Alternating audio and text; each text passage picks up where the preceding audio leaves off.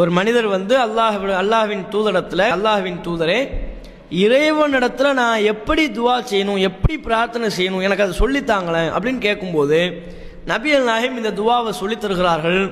துவாவை சொல்லிக் கொடுப்பது மட்டுமல்ல, அதனால் கிடைக்கிற சிறப்பை இந்த செய்தியிலேயே நபிகள் நாயகம் குறிப்பிடுகிறார்கள். அந்த மனிதருக்கு நபிகள் நாயகம் கற்றுக் கொடுத்த பிரார்த்தனை என்ன?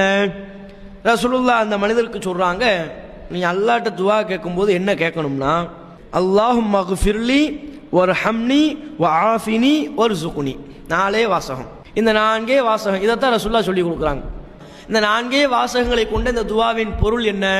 அல்லாஹும்ம ஃபிர்லி, இறைவா என்னை மன்னித்து விடு, வர்ஹம்னி எனக்கு அருள் புரி, வஆஃபினி எனக்கு சுகமளித்து விடு, வர்ஸுக்னி எனக்கு ரிஸ்கை வழங்கு. இந்த துவாவை சொல்லிட்டு நபிகள் நாயகம் ஸல்லல்லாஹு அலைஹி வஸல்லம் அவங்க சொல்றாங்க, தோழரே இந்த துவா எப்படிப்பட்ட துவா தெரியுமா? இந்த துனியாவையும் உனக்கு ஒன்றிணைத்து விடுகிறது, மறுமையையும் உனக்கு ஒன்றிணைத்து விடுகிறது. அப்படின்னா என்ன? துனியாவில் உனக்கு தேவையான விஷயம், மறுமையில் தேவையான விஷயம், ரெண்டையும் சேர்த்து தந்துருதுப்பா உனக்கு.